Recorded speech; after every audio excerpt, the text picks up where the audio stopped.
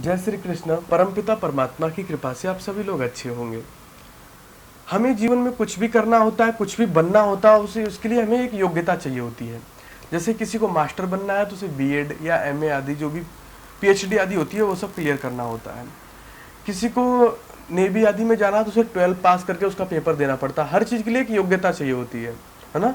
मतलब कि स्नातक परास्नातक जो भी आप जिस क्षेत्र में जाना चाहते हैं उसके लिए एक योग्यता चाहिए होती है। इसी प्रकार एक भक्त की भी एक योग्यता होती है।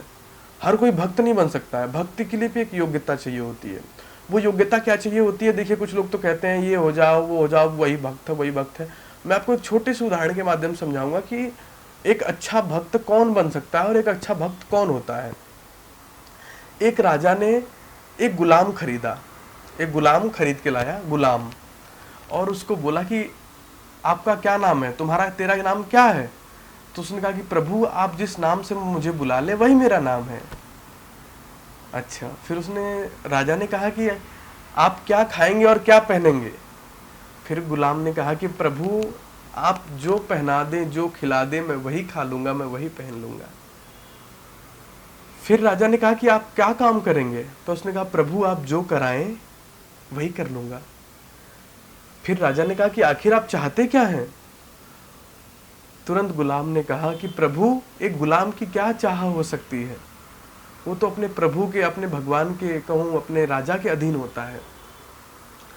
राजा तुरंत उठे और उसे सीने से लगा लिया, सीने से लगा के कहा आज से मैं तुझे अपना गुरु मानता हूँ। आज तुमने मुझे ये बता दिया कि एक भक्त को भगवान के प्रति कैसा होना चाहिए, कितना उदार होना चाहिए। जहाँ अपनी सारी इच्छाएं खत्म हो जाती हैं वहीं हमारे अंदर भक्त के थोड़े से लक्षण प्रारंभ होने लग जाते हैं कि प्रभु आप जो खिलाएंगे सो खा लेंगे, जो बुलाएंगे सो जो उसी नाम से बोल लेंगे, जो पहनाएंगे सो पहन लेंगे। हमारी अपनी व्यक्तिगत कोई इच्छा नहीं है।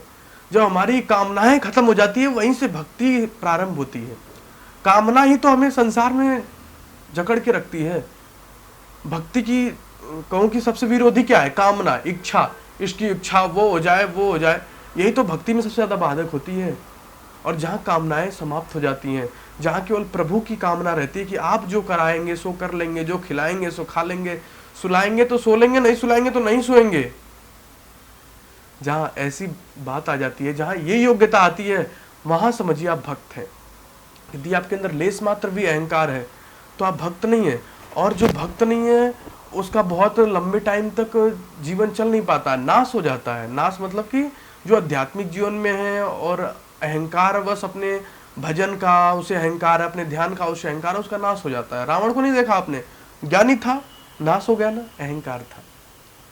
हिरण्यकश्यप को देख लीजिए, हिरण्यकश्यप क्यों मारा गया? अहंकार के कारण।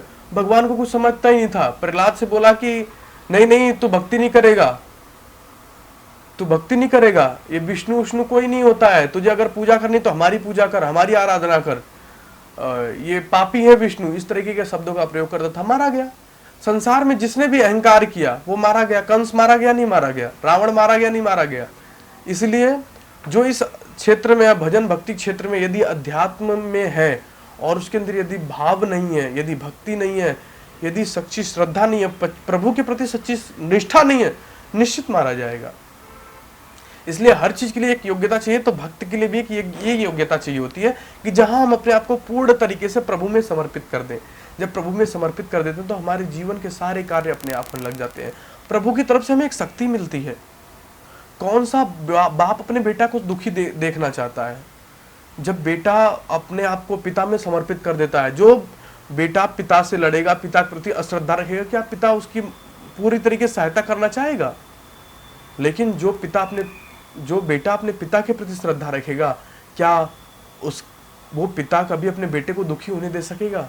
कभी नहीं। जिसने प्रभु के प्रति सच्ची निष्ठा, लग्न और सच्चे मन से प्रभु की भक्ति की है, वो पार हो गए हैं। चाहे मीरा को देखिए, चाहे जोधाबाई को देखिए, जिसको भी देखिए, जिसने भी प्रभु को सच्चे मन से पुकारा है वो पार हो गया है। और यदि आप भी सच्चे मन से पुकारेंगे प्रभु को, तो इसमें कोई दो राय नहीं कि आप भी जीवन में बड़े लक्ष्य, बड़े ऊंचाइयों को प्राप्त करेंगे। और यदि भक्त बनना चाहते हैं तो सबसे पहले आपके अंदर समर्पण का और प्रभु के अपनी इच्छाओं को त्याग करके अब प्रभु की इच्छाओं में अपनी इच्छा बना लेना, ये भक्त का सबसे बड़ा लक्षण होता है। समर्पण चाहिए। यदि भक्त बनना है तो।